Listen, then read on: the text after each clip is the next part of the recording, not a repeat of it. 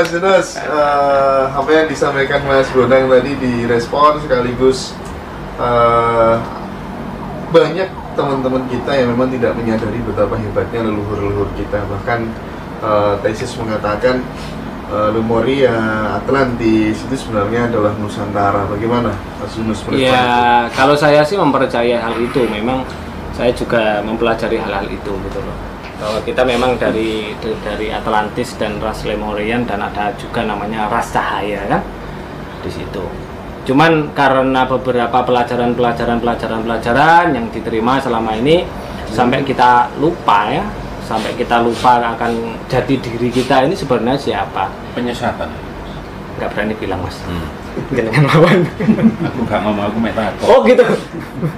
Nggih, ya seperti itulah Mas Bonang ya.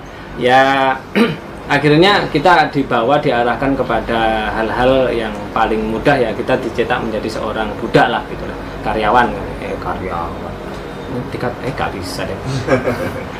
Ya intinya kita sadarilah bahwa selama ini saya bilang di teman-teman bahwa kita itu DNA surga. Saya nggak berani bilang DNA Nusantara Mas Bonang, tapi sekarang saya berani. Kita memang mempunyai DNA surga, DNA Nusantara.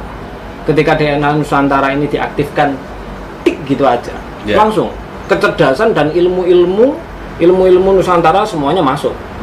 Itulah melalui gland pineal. Aktif semua. Mas Bonang menunjuk ke sini, itu juga pengaktifan gland pineal. Saya juga konsentrasi di sini, itu juga gland pineal. Itu seperti itu. Jadi semua sebenarnya ilmu Nusantara, energi semuanya sudah untuk menunggu orang-orang yang ininya aktif semuanya. Supaya untuk kita menjadi manusia-manusia bermental Nusantara yang luar biasa. Bahasanya Mas Bonang adalah betoro. Itu seperti itu. Dewa seperti itu. Saya sih iya. Luar biasa banget. Bagaimana tanggapannya Mas Bonang dan Mas Yunus terkait dengan fanatisme beragama? Artinya bahwa ketika kita mempercayai salah satu agama, terus kemudian kita seolah-olah diharamkan untuk berpikir plural. Jadi sinau liyane ini seolah-olah dilarang keras begitu. Nah, menurut Mas Bonang dan Mas Yunus bagaimana? Mungkin bisa Mas Bonang dulu. Iya Mas, aku ini kudu jujur apa kudu rada basa-basi ya pertanyaan ini. Yo dia dikira-kira lah. Kira-kira menyelamatkan diri sendiri. Iya. Menyelamatkan diri sendiri. Ya, ini separuh terus terang, separuh tidak berterus terang ya. Kalau spiritual diwadahi agama itu gak cukup ternyata. Semuanya ternyata mengagumkan. Kalau kemarin saya tularkan ke teman-teman ono montroji mengagumkan semua wujud dan kewujudan keagungan Tuhan. Nah, itu di semua agama ada. Di semua budaya ada. Agama yang berkesadaran apapun di dunia ini sudah berapa ribu agama, yang 4.000 agama yang menciptakan surga dan neraka sendiri-sendiri. Kepercayaan sudah tidak terhitung. Semua itu loh hanya mengagungkan Gusti Allah. Nah, ya Gusti Allah akhirnya tidak bisa terwadahi oleh agama. Cuman melalui agama, ketika kita berkesadaran melakukan syariat-syariatnya, melakukan tata cara agama, ketemu. Iya. Oke, kalau Mas Yunus mensikapi fanatisme beragama, Mas, kurang terlalu berlebihan begitu? Kalau saya ya sudah jelas loh itu, yang berlebih-lebihan tidak boleh loh, kan seperti itu. Ya kalau kebetulan sih saya memang dari awal sudah diarahkan dibentuk jadi manusia plural. Nyatanya saya sekolah di teologi perbandingan agama. IAIN. Ingkar ngono ya Mas ya. Iya. Dan jurusannya PA. Tambah liar-liar ya. Jurusannya PA perbandingan agama kan seperti itu. Otomatis saya ngefans banget dengan salah satu ulama besar yang sudah beliau almarhum, yaitu Bapak Pluralisme. Siapa? Gus Dur. Ya. Disitulah saya meniru Gus Dur. Wah. Ayolah, iya luar biasa. Ayolah kita jadi Gus Dur yang banyak gitu loh. Selalu pluralisme gitu loh. Pluralisme toh juga ini sangat apa di dalam wadah Bhinneka Tunggal Ika dan Pancasila gitu loh, seperti itu. Ya kita jangan berlebih-lebihan lah. Ya kita beragama sesuai dengan porsi kita lah. Di agama tidak boleh yang namanya menggibah dengan orang, ya nggak usah gibah. Kan seperti itu. Apalagi menyalahkan orang lain. Kalau saya slogan yang selalu saya buat status dan bilangkan pada orang-orang, ayo fokus pada kebaikan, bukan kebenaran. Kalau kita fokus kepada kebaikan, semua kita akan paham bahwa semua ini ciptaan Tuhan. Bahkan di kotoran pun juga ciptaan Tuhan. Kalau kita fokus pada kebenaran, akhirnya wah kotoran nggak baik tuh, yang baik itu yang indah-indah kan kita gitu.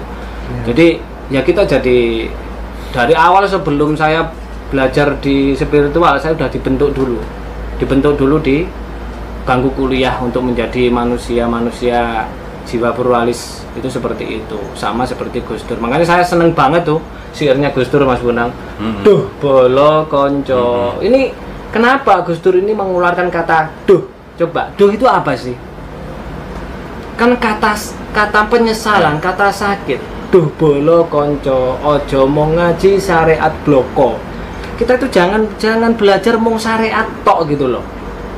Jangan syariat saja. Tapi ya semuanya di situ Gus Dur menjelaskan yo torekote, yo hakekote, yo makrifate dan lain-lain supaya uripe mulya. Itu seperti itu. Makanya yang saya teladani Mas Indra, Mas Bonang. Terus terang saya menteladani almarhum Kiai Haji Gus Dur, itu saya ngefans banget dia. Makanya saya menerima semuanya dalam artian oke, semuanya benar sesuai dengan kebaikan masing-masing.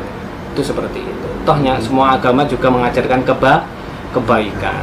Itu sih seperti itu saya. Mas, titip pertanyaan, rezeki kayak roda berputar, apa benar berlaku umpama di RK? Ya mindsetnya itu dirubah, jangan berputar. Rezeki itu banyak, udah gitu loh. Jangan terjebak pada mindsetnya rezeki kok berputar. Berputar ya kadang ning ngisor, kadang ning tengah, kadang bani meledos. Ya apa gelem sampean urepe bani meledos. Lah yo rezekine entek lah. Mindsetnya dirubah, rezeki itu banyak, uang itu banyak, kita kaya raya karena semua dari mindset. Naik motor nabrak kucing mau dapat rezeki. Iya. Kalau saya sih naik motor, naik mobil, naik kucing, naik pitik, enggak tak hindari, tak tabrak. Coba kalau saya hindari, belakang mobil ya nyonyor dhewe, ya lek ndang mati enak. Oh, sampai sikile ceklek irunge pesek. Gak yo malah ngentekne duit. Nah, gitu loh.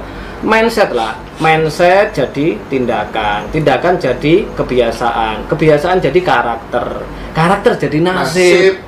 Ya nasibnya roda berputar. Ya wes, kadang ning dhuwur, kadang ning ngisor.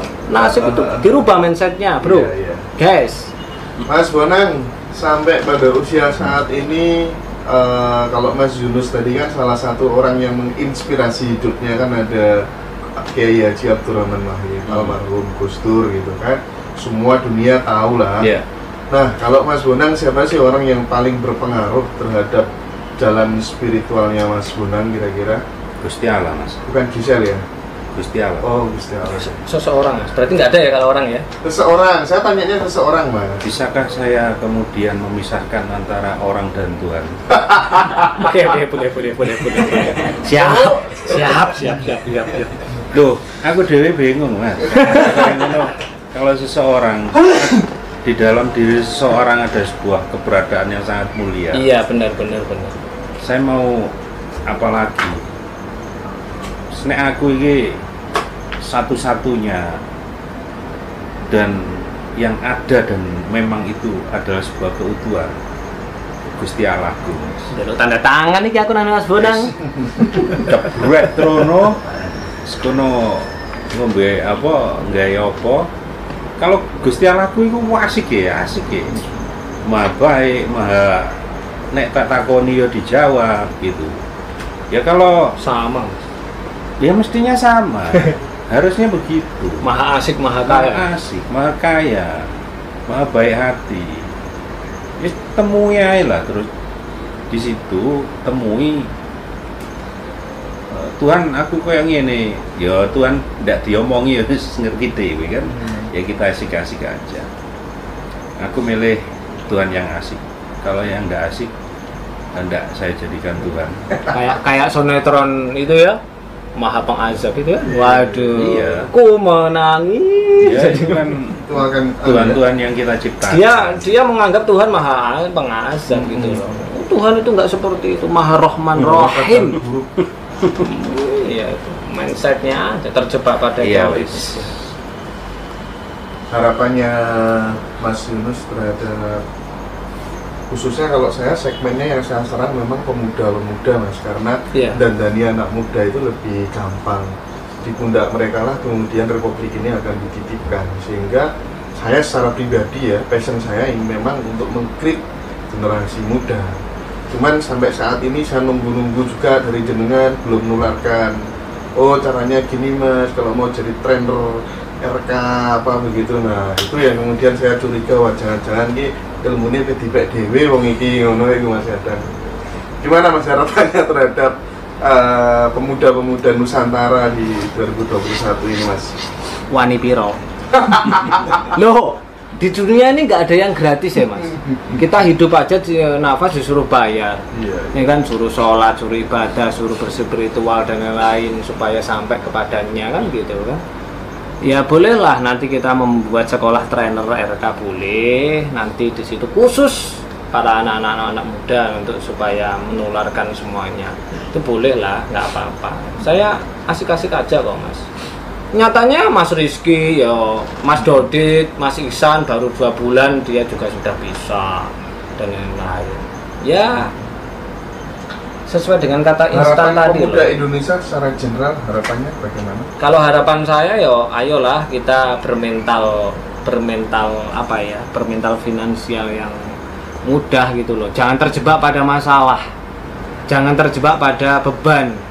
Ayo kita belajar, sinau semuanya, jangan menolak.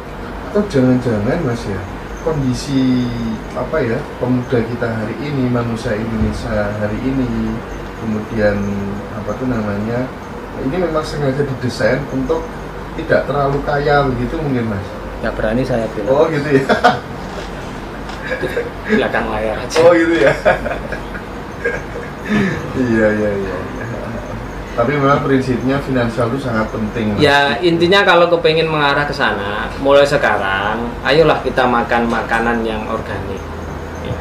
Makan makanan itu sangat mempengaruhi loh Mas, sangat mempengaruhi sistem saraf sensorik dan motorik otak gitu loh. Apalagi kecerdasan, karena residu kimia itu melemahkan sistem saraf, sistem sensorik, saraf sensorik dan motorik itu seperti itu. Ya mulailah kita memakan yang baik-baik, maksudnya baik-baik itu gimana? Yang tidak ada residu kimianya gitu loh. Nah, piye carane entuk kuwi? Yo nandur dhewe. Saya aja nandur dhewe, buat lele organik, kangkung organik, lombok organik, dan itu akan membantu spiritual. Ketika orang itu berspiritual tapi banyak residu kimianya di dalam tubuh, itu nyampainya juga nggak instan akhirnya. Nyampainya cuma agak lambat juga.